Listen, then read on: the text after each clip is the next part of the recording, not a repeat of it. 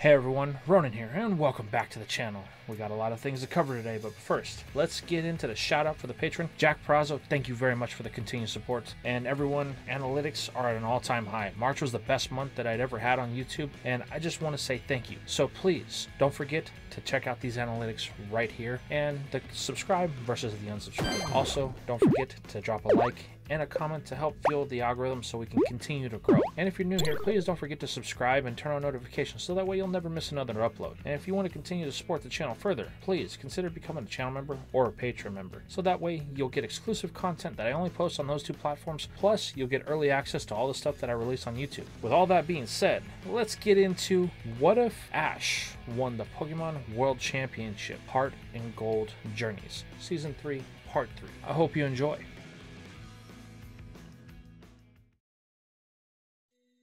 We begin today's episode in the very aftermath of the last part. Destruction and mayhem lay waste to everyone as Lance and Claire land to make sense of everything that has happened. They immediately address Morty and the rest of the group. Lance wants to know what happened here. Morty goes on to explain that they have about as much information as Lance does. They arrived only minutes before the Dragon Master did. However, Ash speaks up saying that he knows it was Team Rocket, the same three that have been following him and his Pikachu since the day they left on their first journey. This forces Lance to look at the boy with a very stern gaze. Lance states that he was afraid of that. He had gotten intel last week that they had become active in the region once again. One of the international police members had infiltrated their organization. Morty inquires if Lance knows what they are up to. The G-Man states that he doesn't. Their communications with the contact went dark shortly after their last one. They haven't been able to raise them ever since. The only thing that they know for sure is that they are here to secure something of great power at the order of Giovanni himself. That name drives a shiver down the spine of Ash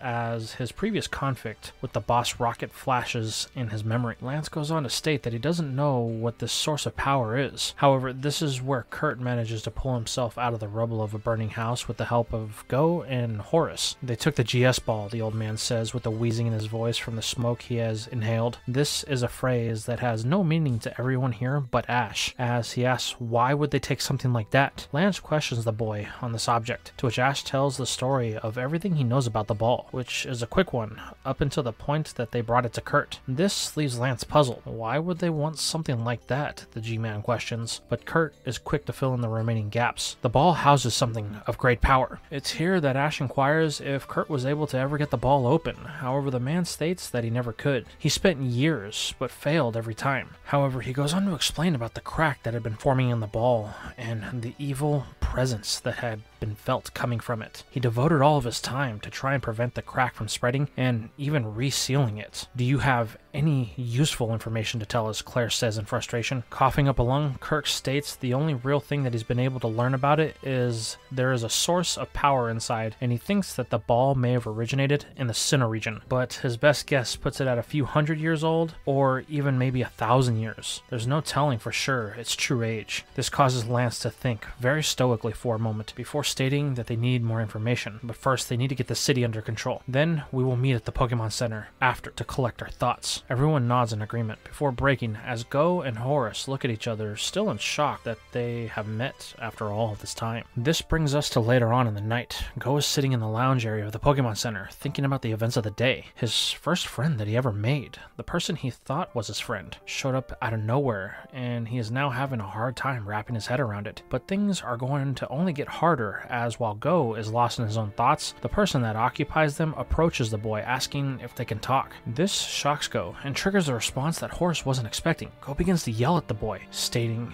"You were my friend, my first one, the first one that believed me about Mew. Then you just up and abandoned me like that, not saying anything?" The tirade continues from Go as Horace just sits there and lets the boy vent. All the while, the whole Pokemon Center, even though most are hurt, just looks on, questioning if the boy had a mental break from all the stress of the day that has been caused. However, Ash assures everyone, including Lance, that everything is okay. They just have some things to work out, even though in reality reality, he has no idea what this is about. This leads to the point to where Go is just a sobbing pile of youth on the Pokemon Center floor. Kneeling down, Horace starts his part by saying he's sorry. He knows that Go must have gone through a lot after he left, but he never intended to be the one person that he trusted to just abandon him. With tears flowing from his eyes, Go states that his actions say otherwise, and as far as he's concerned, Horace is just another person that aimed to make fun of Go, but the way he went about it was cruel, pretending to be the boy's only friend. However, Horace states that's not the case. He was never pretending. He and Go were friends. They still are. Then why did you leave? Go yells with enough force to even be heard outside. Horace, with a truly sad look on his face, states that his parents are the reason that he had to leave. They told me the night before we were supposed to meet by the Elix Shrine. By the time we were supposed to meet, I would have been long gone. But Go doesn't believe him. A true friend would have tried to let the other know.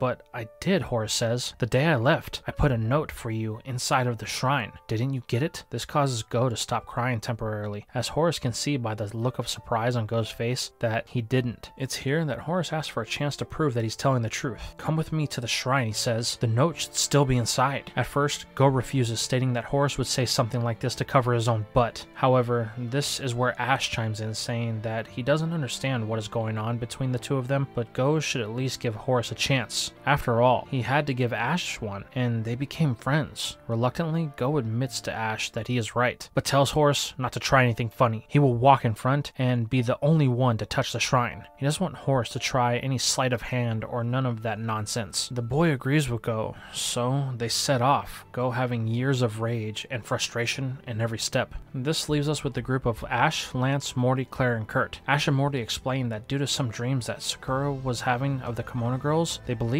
Kurt would be in danger, so at her request, they came to Azella Town to check up on the old man. It seems that she was right. It's here that Lance begins to interrogate Kurt on if there's any information that he had left out earlier. This gets a reaction out of everyone, as they have never seen this side of the Dragon Master or him act like this before. Kurt looks at Lance, who he has known since he was just a boy, and demands that he not be spoken to like that. Claire then steps in, stating that he is right. They are all on the same side. Lance relents, stating that he is just frustrated. He thought Team Rocket had been disbanded after what had happened at the Lake of Rage so many years ago, but to see them back in operation and learning that they have been for a while now, as he refers to the events of what happened in Kanto a little over a month ago, has him feeling like he is a failure, and it's no wonder that Karen was able to beat him for the title of the Johto champion. Kurt states that those two things are not linked. Lance's abilities as a trainer and what Team Rocket is doing are two different things, so he needs to focus on the task at hand. What do they do next? This causes everyone to fall silent. Lance just states for the first time he's at a loss, but he will make a few calls. Maybe one of his contacts has heard something. The Dragon Master then leaves as Ash engages with Claire, as he hasn't seen her since his time in Unova. She is happy to see the boy, as he seems to have grown over their time apart. Ash states he and Pikachu have gotten a lot stronger. This piques the gym leader's interest, as she asks if he would like to back that statement up with a coronation battle. Really? Now? Ash says. What about all that has happened? While Claire admits that this setting nor the timing is the best, she can't help but want to test her skills against Ash. Smiling, the boy can't help but to accept the challenge, as everyone looks around, completely stunned at these two, as they have completely ignored what has been going on in the city. So, without waiting, the two both initiate a coronation battle, to which the Rotom ref hovers above, signaling that it will be a 2-on-2. Without wasting any more breath, the two run outside, as Ash already has the two Pokemon that he wants to use against the Dragon Master. Claire, on the other hand, wants to test one Pokemon in particular against Ash, as the last time he engaged with it, he didn't do too hot. Standing across from each other on the battlefield behind the Pokemon Center, the only place besides the center itself that hadn't caught fire, Ash declares that the gym leader won't be able to get the best of him. However, Claire is feeling a little confident. Ash, just to let you know that I'm number 53 in the World Coronation rankings, so if you hope to beat me, you're gonna have your work cut out for you. Ash declares, Dragonite, go! What pops is the pseudo-legendary of Claire that Ash has never really had a chance to battle since it was just a Dragonair. However, he struggled with that thing with Charizard. Now that it's a Dragonite, he's gonna have to watch out. However, he thinks that he has a Pokemon that's gonna be up for the challenge, as he declares, "Noivern, I choose you!" The sonic bat emerges from the ball with a loud burst as the air pops from its ears, signaling that it has grown in strength since the last time Ash used it in battle. Claire is impressed. Ash has accumulated quite the powerful looking Noivern, so she wishes to test its strength in battle, as the Rotom Ref gives them the signal to start, and Claire commands Dragonite to take to the sky, with Noivern hot on its tail. Now we move over to Go and Horus. The two are trekking through Elix Forest at a pace that Horus finds troublesome in keeping up with Go. However, despite his pleas, Go refuses to stop, as he is out to prove that Horus is a liar and nothing he says has any merit. However, they eventually find their way to the place they have been searching for, even though Go's clouded judgment had led them in the wrong direction, only to be corrected after Horus speaking up and Go changing direction without admitting fault. Go begins to declare that he will prove that Horus is a liar and was never a real friend to him. The boy then opens the doors of the Elix Shrine, which are brittle, so he has to be careful, only to stop his yelling mid-sentence. There, in front of his eyes, sits a letter that Horus had placed in there over 5 years ago. It's dingy and dusty and looks kind of brittle. Go can't believe it. It was true. "You see, I didn't want to leave you," Horus says, as he reaches to grab the aged envelope. Opening it, Horus begins to read it. The letter goes on to state that his parents are moving the family to the Sinnoh region. My father was looking for work, and there was none in Johto that he could in his specialized field. So we moved. I had no choice in the matter, and I knew that it could drive a wedge between us. So the night before we left, I snuck out and placed the letter in here,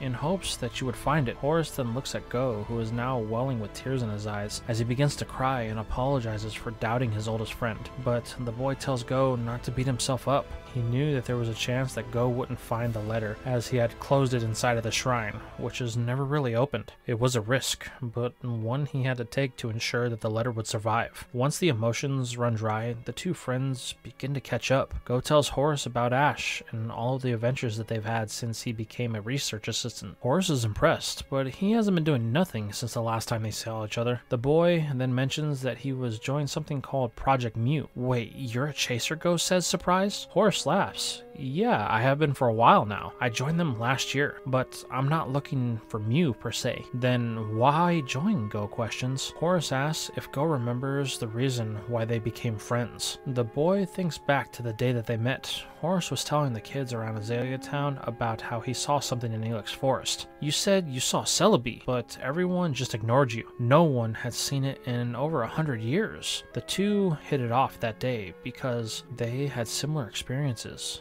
"So you're after Celebi?" Go questions. Horus nods as he pulls out a Pokeball, releasing the grass starter of the Johto region, Bayleaf. "Me and my first Pokemon aim to be the one who befriends the mythical before anyone else." Go, feeling like it's time to brag a little, informs Horus that he is in the running for the chaser position as well. He just completed his first task and is waiting for the next one, as he sends out his partner, Raboot. However, the fire type just ignores Go, walking off to lean against a tree. Go sighs as he hangs his head. Horus laughs, stating that he and Bayleaf went through something similar to that, so Go doesn't have to worry. He understands. Go then asks the obvious question too, why Horus is back in Azella. The boy states that he was asked by Lance to join him here, saying that there's something that he needs to tell Go, something that only Lance knows about at this current time. Go looks at Horus as he begins to tell him something that he uncovered on one of his missions with the other chasers. They came across two people that were only now identified as Team Rocket. They called themselves Attila and Hun. They were the last of Team Rocket that were operating in Johto, but they were looking for something in particular. What was it? Go asks. They were looking for Celebi. I was by myself in a certain part of the woods. Then it happened.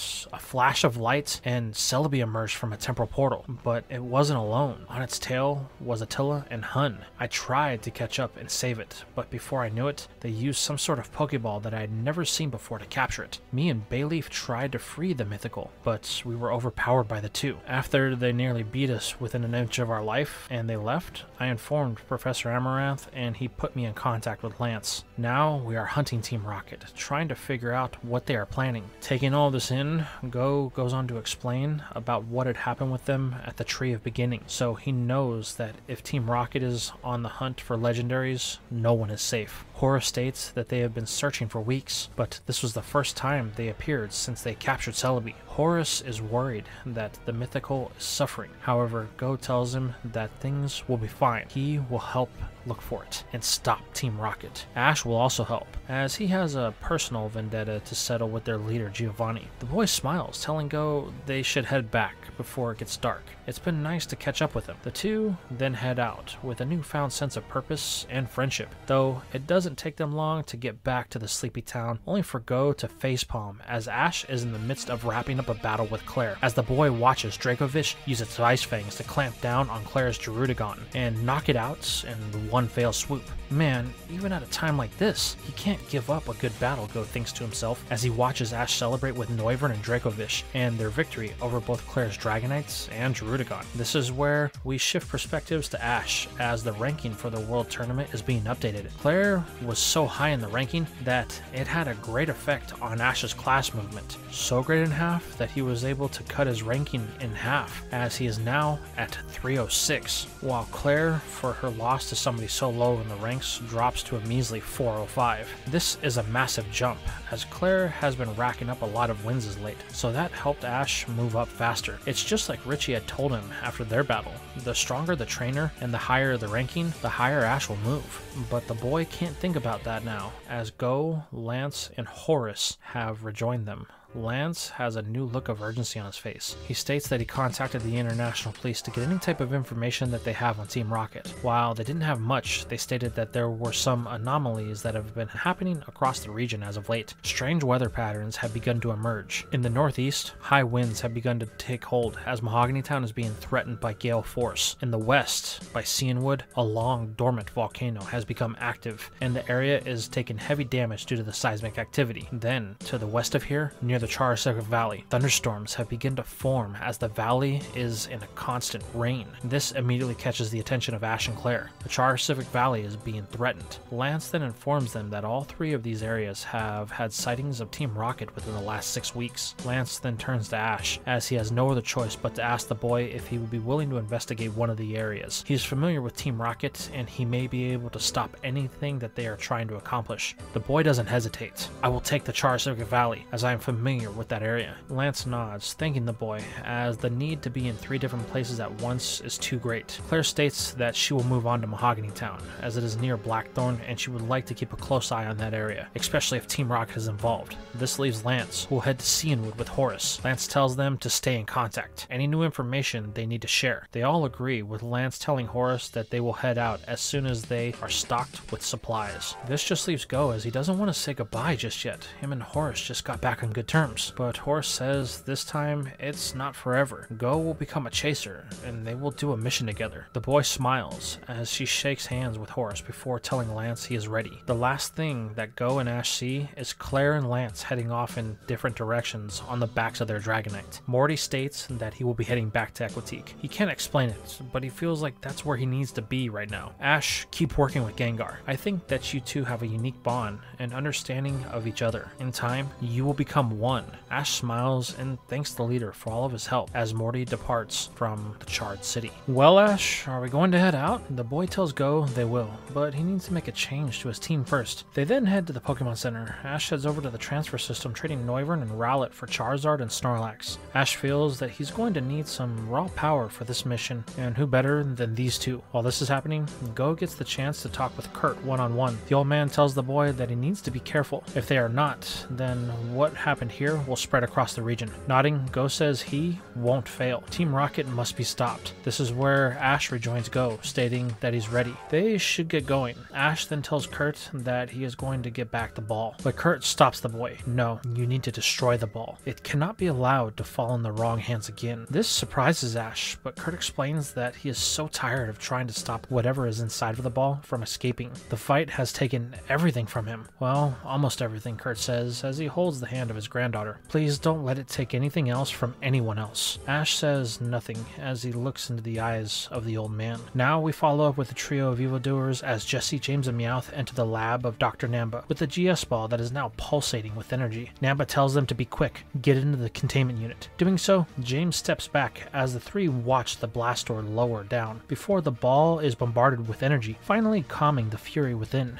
Giovanni is here personally checking on the progress of the three. I knew you still had loyalty to Team Rocket. It pleases me greatly that you have managed to achieve this for the secured future of the whole group. However, as Gio muses on the success of the mission, this is quickly going to be hampered by an ear-piercing screech that is the voice of Jessie. Where are our Pokemon? She yells. This causes Gio's eye to twitch a bit as he turns to address this insolence. You dare demand from me? Have you forgotten that I'm the reason that you have any purpose in this world? This triggers Jessie. Demand? You promised our Pokemon if we helped you. This is the completion of our deal. Jessie is fuming while James and Meowth cower in the corner from the two going at it. However, Boss Rocket seems abnormally calm as Jessie declares that Team Rocket had abandoned them, so they found a new purpose. We were happy until you darkened our door again. This statement causes a remark from Giovanni. Your purpose? Oh, right. That pathetic business you started in the department store of Goldenrod City. You mean my business? This causes Meowth to step forward, stating that it isn't the business of Team Rocket. It's something that they started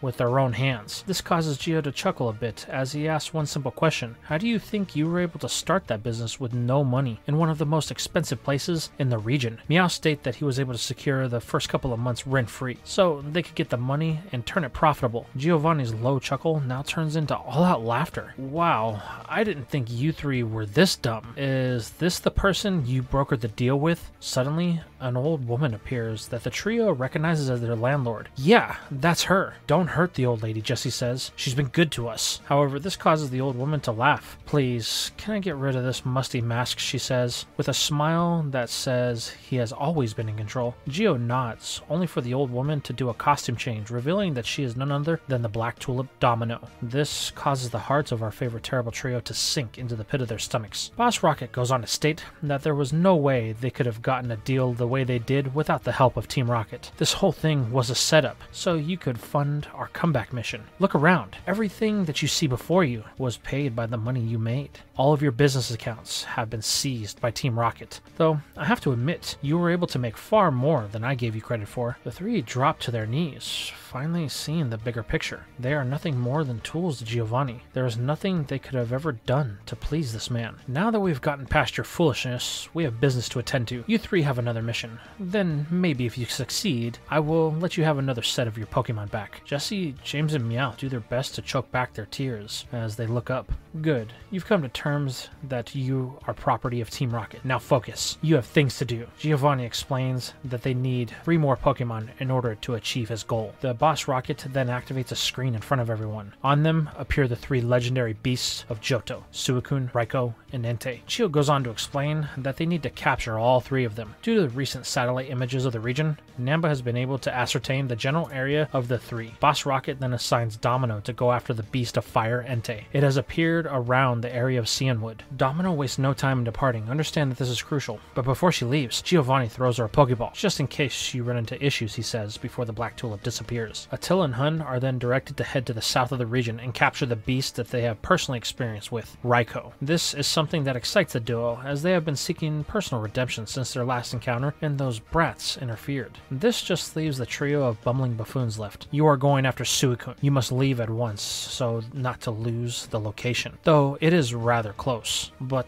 this falls on deaf ears, as all 3 are still trying to process that they have lost everything they've worked so hard for. This causes Gio to become irritated, as time is of the essence. If you don't move, then I will waste not a second thought on making sure that your Pokemon meet a fate that I not only take personal part in, but force you to watch. This snaps the trio out of their trance. Good. Now, get moving, before I am forced to get creative. The 3 leave the lab in a hurry, mumbling to themselves that they can't let this happen. Meowth, James says. I know, it replies. I'll think of something. All the while, one of the grunts that was sitting in on this session has taken an interest in the sudden discord among the ranks of Team Rocket. It looks like it's time for me to make my move. The lone grunt then slinks off to a part of the base, so that way they can get started on trying to topple Team Rocket once and for all. All the while, Namba states that they only have enough of the material to secure the ball for another 6 days. After that, it will rupture, and whatever is inside will get out. Geo stares deep into the ball. That is more than enough time to reset Team Rocket back to its former glory, he thinks. This brings us to Lance, as he has arrived at the site of the volcano that has awakened just north of Cianwood City. The area is completely destroyed by the volcano. The quaking of the ground in the surrounding area has caused even some of the surrounding areas to begin breaking and cracking. Landslides have made the area very difficult to navigate. Unless you have a powerful Pokemon that can take to the skies, then it will be near impossible to reach. Horace comments that this place is a disaster.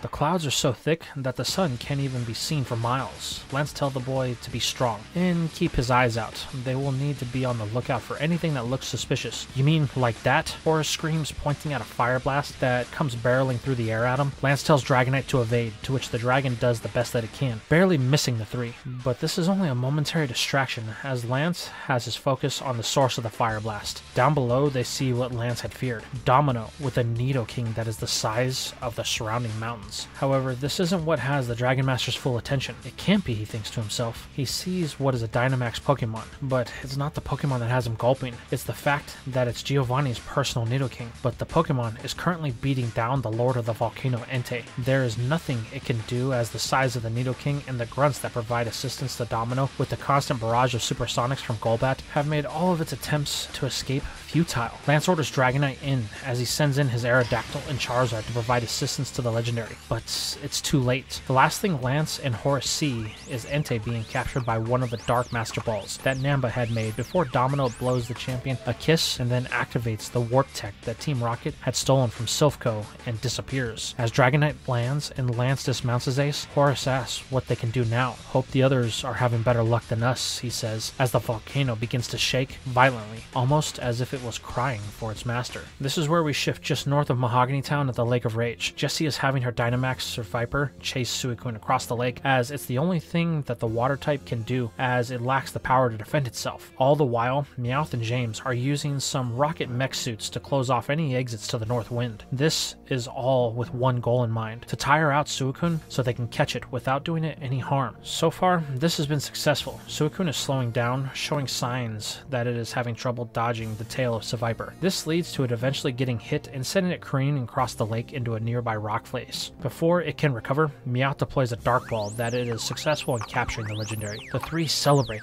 as they now have the means to get their Pokemon back. Though they don't like it, they aim to use Suicune as a bargaining chip to win their freedom from Team Rocket. However, there is going to be a wrench thrown in the plans as the three begin to breathe a sigh of relief. A voice rings out, not even giving them a chance to respond. Dragonite! Hyper Beam! Turning, they see a beam of destructive energy coming towards them. Jumping from harm's way, all three drop to their knees, pleading with Claire to spare them. But the Dragon Master won't hear any of it, demanding that they give her the ball. Shaking in fear, the trio states that they can't. It's a matter of life and death. This catches the attention of Claire. Wait, what do you mean? Jim explains their current situation that they are in. Meowth pipes up, stating that they just want out of Team Rocket. Things have gotten really dark, and they want nothing to do with it. The Dragon Master states that if this is true, then give her the ball now, but they refuse. Their Pokemon will be ended if they do so. Claire states that she can provide them protection. All they have to do is cooperate with us, and we will help. We can provide protection to you and your Pokemon. But this isn't what the three want to hear. However, Claire reassures them they can save their Pokemon as well. They just have to give her the ball. The three are reluctant to hear this, but Claire keeps trying, telling Dragonite to stand down. This eases the situation a bit, and the three begin to open up to the idea. They make Claire swear that she can help. The Dragon Master even recalls Dragonite to show a sign of faith, but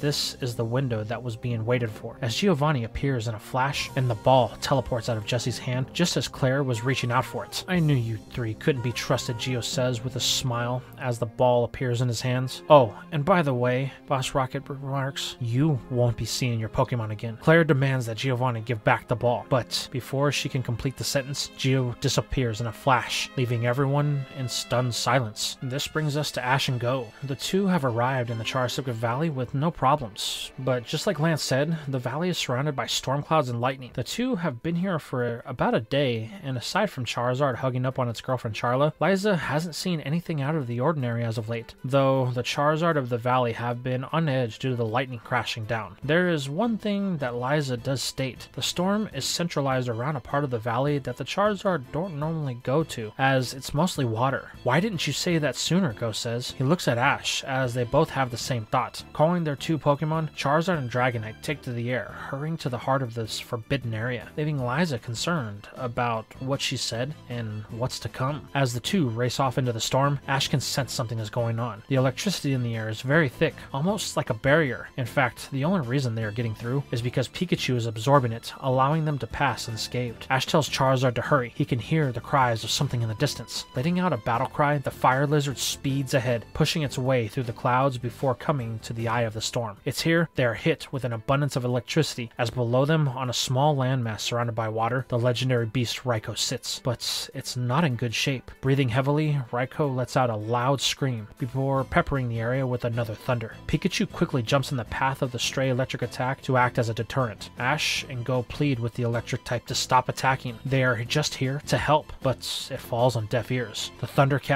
just keeps firing away. This leads to Ash telling Go that they are going to have to battle it if they wish to stop it. But what if Team Rocket comes after us, Go says. We will worry about that later. Right now, we have to protect Raikou from itself, and the only way to do that is to stop it from attacking. Go doesn't like this plan, but orders Dragonite to fire a Dragon Pulse to draw the attention of the beast so Ash can get in close. Charizard uses the opening created to swoop down, while Pikachu, at the order of Ash, uses an Iron Tail. The electric mouse wastes no time in launching itself from the fire type with its tail supercharged from all of the energy that it absorbed. But just as Pikachu enters the personal space of Raikou, it is hit with a barrage of stones from out of nowhere and sent into the valley wall, knocking out the mouse in one attack. This catches Ash and Go off guard, as Raikou finally collapses and a wave of water from behind them rises above the two. Noticing this, both of our heroes try to evade this mysterious phenomenon, with Go commenting that he didn't know that Raikou had this type of power, but Ash says it doesn't as he looks around. There, Ash points, Charizard, use Flamethrower with everything you got. The fire lizard lets loose the most devastating fire attack that it possibly can that slams into something that is on the wall of the valley. It causes something to begin to flash in and out of transparency, some sort of machine that is being piloted by two people that Ash has never seen before, but they are clearly working for Team Rocket. Inside is a Pokemon known as Mega Slowbro. Its eyes glow with a dark blue aura as the wave finally closes in on Ash and Go. The last thing that they see is the water, then darkness. Go is the first to scramble his way to the surface, struggling for any bit of air that he can consume. Calling for Ash, the boy gets no response as he clings to consciousness, but as he slowly fades away, Go makes out a Mega Steelix, slamming Raikou with a Stone Edge before a flash. The last thing that we see is Go fading as we pan out over the city of Ecruteak. The new regional champion has just arrived, as this is her hometown and she wishes to celebrate her new title with some old friends, the Kimono Girls. But as Karen breathes in the air, she immediately knows that something is off as she looks at the burned tower. And this is where we are going to leave things for now. So tell me, what is your thoughts on this part? Why is Giovanni capturing the legendaries of the Johto region and the GS Ball? What does it have to do with Celebi? What will Jesse, James, and Meowth do now that they have been abandoned by the only thing that they have ever known in their adult life? What about Ash and Go? Were they able to survive the brutal encounter in the valley? And what about this feeling of Karen? Is she right about Ecruteak being in danger? Let me know your guys' thoughts in the comments down below.